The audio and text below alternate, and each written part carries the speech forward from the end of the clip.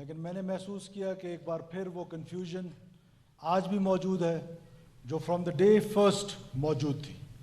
इससे पहले कि मैं अपनी स्पीच का आगाज़ करूं, मैं ऑनरेबल मेंबर्स को एक बार फिर ये याद दिलाता जाऊं कि मैंने इस फ्लोर ऑफ द हाउस से एक बार नहीं, दो बार नहीं, 100 मरतबा ये ऑफर की है कि किसी किस्म का कोई डायलॉग, कोई भी कॉन्फ्लिक्ट डायलॉग से रिजॉल्व होता है तो न सिर्फ हुकूमत बल्कि रियासत पाकिस्तान उस डायलॉग के लिए तैयार है।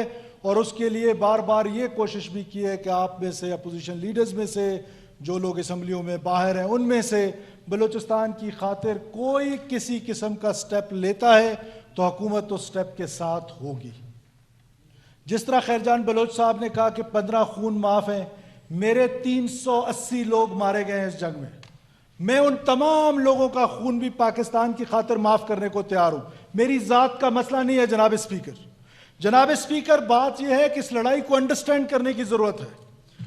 क्यों हम इस कंफ्यूजन का शिकार हैं कि ये जो है लड़ाई वो शायद अंडर डेवलपमेंट की वजह से है, ये लड़ाई शायद बेरोजगारी की वजह से है। मेरी बहन जज्बातियों के पता नहीं क्या से क्या कहेगी, वही शाम को हीरो या हीरोइन बनने का शौक है, तकरीर चलनी चाहिए। क्यों रियलिटीज पे बात नहीं करते हैं? कौन सी राइट्स जो पार्लियामेंट ने बलूचिस्तान को नहीं दिए? क्या डॉक्टर अब्दुल मालिक बलोच साहब यहां पर तशरीफ रखते हैं? इन्होंने सारी जिंदगी जद्दोजहद की, सूबाई खुद मुख्तियारी की। क्या 18th अमेंडमेंट ने आपको आपकी जद्दोजहद से ज्यादा आपको हकूक नहीं दे दिए? जनाब स्पीकर, दे दिए। ये पार्लियामेंट वो हकूक देगा। मसला कहां है? बात करने वाला कोई नहीं है। विक्टिम जो है, जो वायलेंस का विक्टिम है, जो टेररिज्म का विक्टिम है, वो मासूम मुसाफिर, उसके लिए कोई आवाजें नहीं उठती हैं। काश आज मुझे ये शोर गुर और ज्यादा सुनाई देता उन लोगों का नाम लेकर, ये बशीर ज़ेब हो, चाहे वो अल्लाह नजर हो, चाहे वो इब्राहिम दक बुकटी हो, चाहे हरब्यार मरी हो। कौन ये कत्लो गारत कर रहा है? क्यों हम नाम लेते हुए घबराते हैं? क्या उनको बार बार रियासत ने मौका नहीं दिया? जनाब स्पीकर, एक बार नहीं, इस रियासत ने बार बार मां का किरदार अदा किया। अगर मैं तारीखी तौर पे जाऊं तो शायद टाइम कम है। क्या नवाब खैरबख्श बरी के साथ डायलॉग करके उनको वापस यहां नहीं लाया गया? क्या आते साथ उन्होंने पहले दिन एयरपोर्ट पे पाकिस्तान का झंडा नहीं जलाया? क्या उन्होंने सरेआब में एक सर्कल लगाकर इंडिपेंडेंट बलूचिस्तान के लिए एडवोकेसी नहीं की? क्या यह सब तारीख का हिस्सा नहीं है कि बालाज बरी को लंदन से वापस लाया गया, ब्रिगेडियर सदीक लंगड़ा ने उनको इलेक्शन जितवाया? क्या यह तारीख का हिस्सा नहीं है? क्या इस रियासत ने बार बार यह काम नहीं किया है? तो अब क्या करें? 500 लोग भी हमारे कत्ल करें, जाके माफिया मांगे, मैं उस माफी मांगने के लिए भी तैयार हूं। लेकिन क्या वो आपकी माफी को कबूल करने के लिए तैयार है? आप तो इस फ्लोर से पिछले 1 साल से नहीं, पिछले 10 साल से ये कहते आ रहे हैं, हम माफी मांगते हैं, हम फलाना साहब है। मुझे दौदा खान का बेटा जो है वो भी बशीर ज़ेब को बशीर ज़ेब साहब कह रहे हैं। जनाब स्पीकर, हमें अब इस लड़ाई को समझने की जरूरत है। बीएलए कोई जिरगा कर रहा है तो मैं जाके उनके साथ जिरगा करूं? कोई स्कूल सिस्टम चला रहा है जो जाके मैं कहूं कि ये स्कूल सिस्टम ठीक नहीं है, मैं आपका स्कूल सिस्टम ठीक चलाऊंगा? एम्बुलेंस सर्विस चला रही है, वायलेंस, बंदूक के जोर पर अपना नजरिया मुसल्लत करना चाहती है, तो क्या वायलेंस की इजाजत दे दें? क्या इसकी इजाजत दे दें कि मासूम लोगों को बसों से उतार के मारना शुरू कर दें? क्या इजाजत दे दें? मुफ्ती शामिर का क्या गुनाह था? वडेरा साहब का क्या गुनाह था जो खुशदार में शहीद हुए? चुन चुन के बलोचों को मारा जा रहा है, मुखबरी के नाम पर नाइयों धोबियों को मारा जा रहा है। जनाब स्पीकर, ये कौन सी बलोच रवायात हैं? ये किस बलोच रवायत की बात करें? तारीख में क्या लिखा जाएगा कि बलोचों ने निहत्ते नाइयों, धोबियों, टीचर्स, डॉक्टर्स, उनका कत्लेआम किया? और फिर ये जो ट्रेन हमला, वो फौजी जो छुट्टी पे जा रहा है, वो निहत्ता तस्वुर होगा। वो निहत्ता तस्वुर होता है। जंग के भी कोई असूल होते हैं, कौमियत के भी कोई असूल होते हैं। हमारे आबाओ अजदाद ने तारीखें रकम की हैं। बलोच तारीख भरी पड़ी है दलेरी से, बलोच तारीख भरी पड़ी है मेहमान नवाजी से।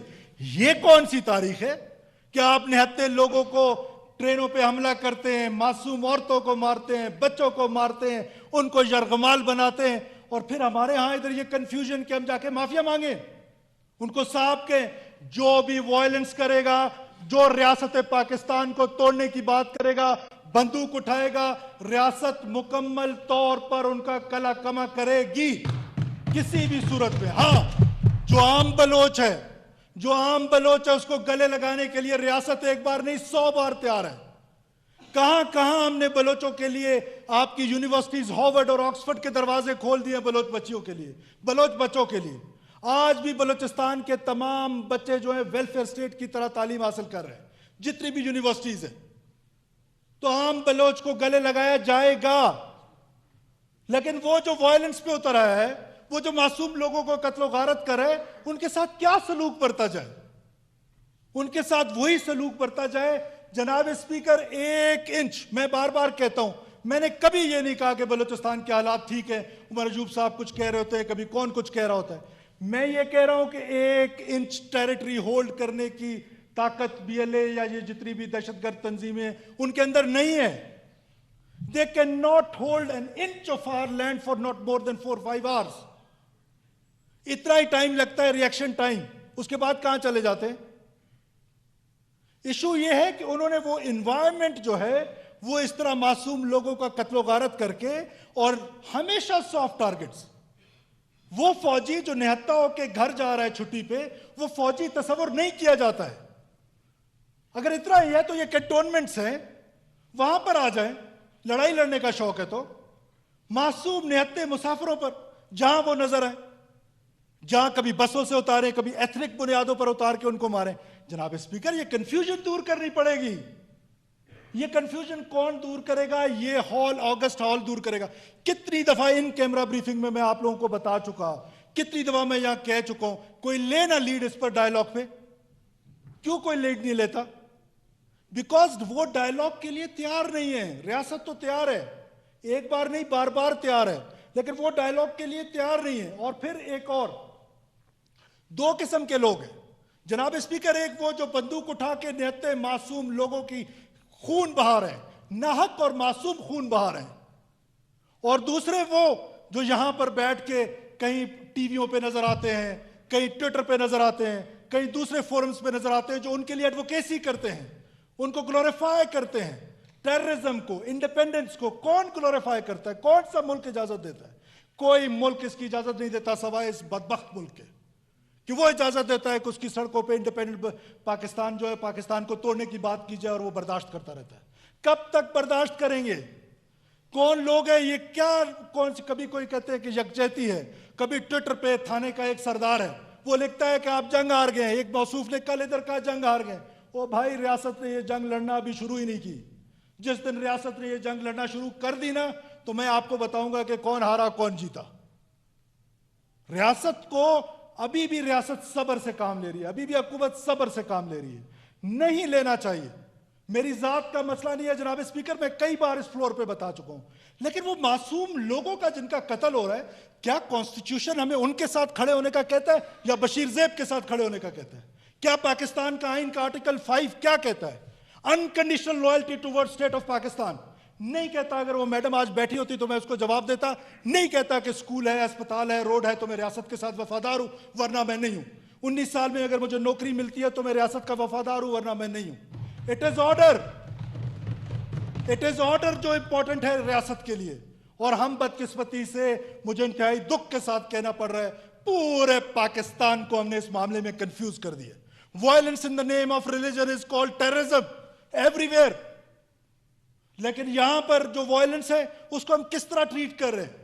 कला ले, बुला ले, 100 जरगे बुला ले, मैं आपको अख्तियार देता हूं। 100 जरगे बुला लें, नवाबों को बुला लें, सरदारों को बुला लें, मसला हल होगा। अगर मसला हल होता है जनाब स्पीकर, किसी भी तरीके से यह हल होने के लिए तैयार है, तो हुकूमत में बार बार कह रहा हूं सब कुछ करने को तैयार है।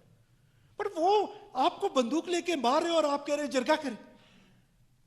उस जरगे में क्या करें?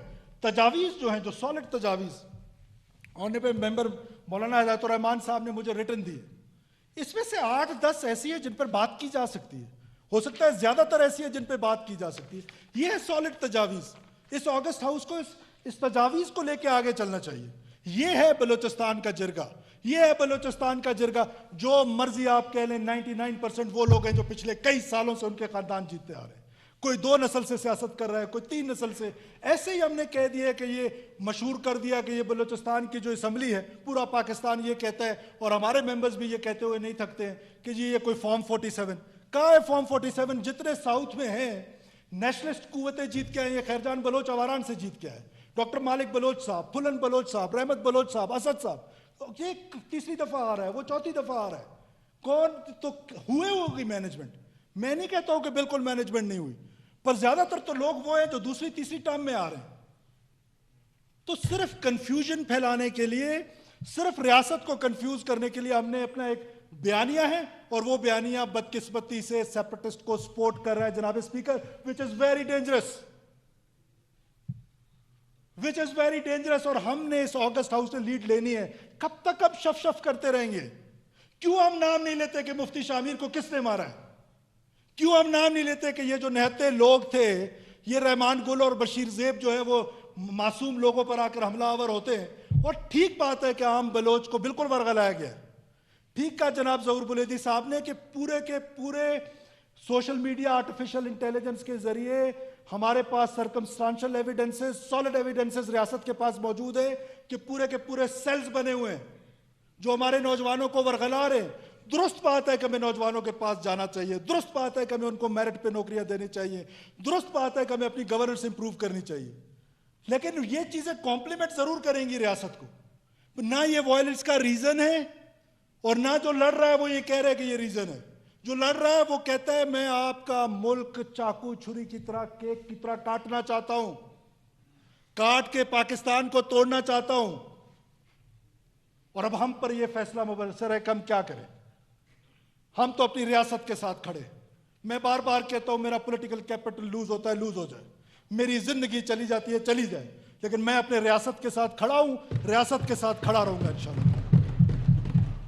गुजारिश इतनी है कि अभी तक ये ऐवान कंफ्यूज है। मैं जो बार बार आपसे रिक्वेस्ट करता हूं कि खुदारा इस कंफ्यूजन से बाहर निकल आए। हमने इन कैमरा आपको ब्रीफिंग दे दी कि ये लोग हैं जो बात नहीं करना चाहते आपसे। करना चाहे, कोई लीड लेना चाहे, बिस्मिल्लाह कर। अगर आप समझते हैं जिरगा हुकूमत आज ऐलान करती है, कल वजीर आजम साहब तशरीफ ला रहे, मैं उनसे रिक्वेस्ट करूंगा ऑल पार्टीज कॉन्फ्रेंस जो है वो बलूचिस्तान के इशू पे इस्लामाबाद में बुला लेते, क्वेटा में बुला लेते, बैठ जाते, बैठ जाए, उससे कोई रोड मैप तो देना। या इसी तरह हमारी असम्बली का इन कैमरा सेशन करना है। हर एक का अपना अपना नजरिया है, वो अपने नजरिए के मुताबिक बात करेगा, नशिस्तुन गुफ्तारुन बर्खास्तुन, मामला उनका है जो वायलेंस कर रहे हैं। और हमने उसको लगाया हुआ है किस पर कि ये कोई पॉलिटिकल मसला है। कोई सोशो पॉलिटिकल मसला नहीं है जनाब स्पीकर। ये सोशो पॉलिटिकल मसला होता तो अफगानिस्तान की मिसाल आप ले लें। अफगानिस्तान के अंदर आज से 2 साल 3 साल पहले एक बेहतर गवर्नमेंट थी, ज्यादा जॉब अपॉर्चुनिटीज थी, तो वहां पर जब वो अमेरिका वहां से चला गया, जॉब अपॉर्चुनिटीज खत्म हो गई, लोग वहां से दरपदर हो गए, लेकिन इंसर्जेंसी खत्म हो गई। तो ये हमने क्या रीजन बनाई है? ये रीजन नहीं है। वो लड़ने वाला भी कहता है ये रीजन नहीं है। हमने बनाया हुआ है ये रीजन इसलिए है कि यहां पर सड़क स्कूल नहीं, यहां पर बिजली नहीं, नौजवान को जो है, ये नौजवान जो ब्यूटम्स में पढ़ता है 80%, if I am not wrong, क्योंकि मैं फ्लोर ऑफ द हाउस पे हूं, मैं गलत हुआ तो मैं अपनी करेक्शन खुद कर लूंगा इस फ्लोर पे, 80% स्कॉलरशिप पे पढ़ता है। हम एक बच्चे पे जो कैडेट कॉलेज में पढ़ रहा है 13 लाख रुपए खर्च कर रहे हैं। हम अपने बच्चों पे जो एजुकेशन पे पैसा खर्च कर रहे हैं, कोई प्रोविंस नहीं कर रहा है। वेलफेयर स्टेट टाइप का हमने एक सूबा बनाया हुआ है, और आई एम अ बलोच उस बुनियाद पर, जैसे आई एम अ ब्लैक, हर बात पर वो किया हुआ है हमने। लिहाजा मेरी इस मुकद्दस अवान से एक बार फिर गुजारिश है कि खुदारा इस कंफ्यूजन से बाहर आ जाए। ये दहशतगर्दी की जंग जो है घर घर को पहुंच गई। जब पेशावर में KPK में शुरू हुई तो बाकी पाकिस्तान ने कहा कि ये तो जी बस KP की जंग है। वो हमने फिर देखा कि वो जंग कहां तक पहुंची। आज शायद हम ज्यादा अंडर थ्रेट होंगे। कुछ लोग यहां मेरे खिलाफ तकरीर करके, मेरी वहशत से, तेरी शोहरत से, अगर मेरे खिलाफ तकरीर करने से तुम्हारी बचत हो जाती है BLA से, तो ये भी ठीक है, लेकिन ये जंग हर घर में आएगी, हर घर में आ चुकी है। इस जंग के सदेबाब के लिए सॉलिड स्टेप्स लेने पड़ेंगे। हुकूमत को यह सोचना पड़ेगा, साथ अपोजिशन को सोचना पड़ेगा, साथ इंटेलिजेंसिया को सोचना पड़ेगा। क्या आप, सीधी सी बात है, इसमें कंफ्यूजन क्यों है? वो कहते हैं हम वायलेंस के जरिए आपका मुल्क तोड़ना चाहते हैं। अब हमारे पास चॉइस है, हम करें क्या? वो जो स्पेस उन्होंने वायलेंस से ली है, वो मेरी बातचीत से वापस नहीं आने वाली, वो मेरी तकरीर से वापस नहीं आने वाली। वो स्पेस उन्होंने वायलेंस से लिया, वायलेंस से वापस आएगी। हमने rate of the state establish करना है, उन सड़कों को महफूज करना है। वो कब महफूज होंगे? मुझे एक बात बताएं कि पूरा 200 का जत्था आता है, 200 का जत्था आके हमलावर होता है, अब उसके खिलाफ उसका सोल्यूशन ऑपरेशन के अलावा और क्या है? जरा ऑपरेशन की बात हो, सुबह तमाम पॉलिटिकल जमातों के अखबारात में, मैं खुद अखबार पढ़ता हूं, उसमें बलोचिस्तान ऑपरेशन का मुतअम्मिल नहीं हो सकता, नहीं हो सकता ऑपरेशन का मुतअम्मिल। तो आप लोग कोई सोल्यूशन भी साथ नीचे वाले कॉलम में दे देना कि क्या करें इन जत्थों के साथ जो अफगानिस्तान के अंदर बैठे हुए और हमसाया ममालिक के अंदर बैठे हुए, वहां बैठ के प्लान करते हैं, वहां से मासूम लोगों का कत्ल गारत करते हैं। तो सोल्यूशन भी कोई बताए ना मुझे।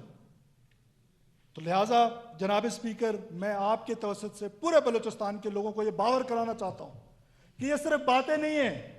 कुछ लोग कह रहे हैं ये हमारी एफर्ट है, हम अपनी एफर्ट करेंगे कि इंशाअल्लाह ताला बलूचिस्तान में अमन का सूरज बहाल होगा। कंसेंसस डेवलप करने की जरूरत है। हम हर मामले में, मैं तो इसको जरगा हॉल समझता हूं। ये ऑगस्ट हॉल जो है, ये बलूचिस्तान का नुमाइंदा हॉल है। ये ऑगस्ट हॉल हिम्मत करे, क्यों हम किसी और की मोहताजी करें, किसी ट्विटर सरदार की, किसी थाने सरदार की, वो आके हमें बताए। ये हॉल बताएगा कि हमने क्या करना है।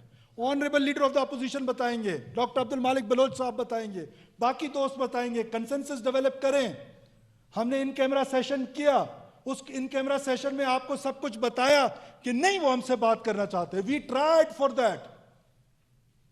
तो अब हम इस पे पूरे पाकिस्तान को कंफ्यूज किए रखें कि पूरा पाकिस्तान इस पे कंफ्यूज्ड हो कि ये जो वायलेंस है, ये वायलेंस डिफरेंटली ट्रीट होगा, और वो जो वायलेंस है जो मजहब के नाम पर है, वो डिफरेंटली ट्रीट होगा। और आप फिर देखें साजिश कितनी मुनज़्ज़म है इस रियासत के खिलाफ। मैं बार बार on the cost of repetition जनाब स्पीकर, 3, एक वायलेंस, दूसरा social media, and third is social mobilisation. Bannu में वाकया होता है, उसको किसी ने ग्लोरीफाई किए। यहां पे एक वाकया होता है, वो पूरा हफ्ता ग्लोरीफाई रहता है, पूरा महीना ग्लोरीफाई रहता है, खत्म ही नहीं होने का नाम लेता। We are in the conflict zone, हम वॉर जोन में हैं। ना ये आखिरी वाकया था ना पहला, लेकिन हमारा रिजॉल्व तो होना चाहिए ना, कि हमारा ये रिजॉल्व इस पूरी असेंबली का होना चाहिए कि जो भी वायलेंस, जो वायलेंस नहीं करता है, हमारे सर आंखों पर है। एक दफा नहीं 100 दफा उनसे माफिया भी मांगेंगे, गले भी लगाएंगे, उनकी बेहतरी के लिए भी कोशिशें करेंगे। लेकिन जो वायलेंस कर रहा है उसके लिए तो कम से कम कंसेंसस डेवलप कर लो अल्लाह के बंदो। उस पर तो हमारा कंसेंसस हो कि जो बंदूक उठा के नीचे आ रहा है उसका जवाब, बंदूक का जवाब कबायली तौर पे, इस्लामी तौर पे, आईनी तौर पे हमारा यह हक है कि बंदूक का जवाब बंदूक से दिया जाए। तो मैं आखिर में जनाब स्पीकर मुबारकबाद देना चाहता हूं अपनी सिक्योरिटी फोर्सेस को, एसएसजी के उन बहादुर जवानों को जिन्होंने आज के दिन, अभी 1 घंटा पहले हम यहां तकरीरें जब कर रहे थे, वो अपने सीनों पे गोलियां खा के 68 हमारे जो हॉस्टेजेस थे उनको रेस्क्यू किया उन्होंने।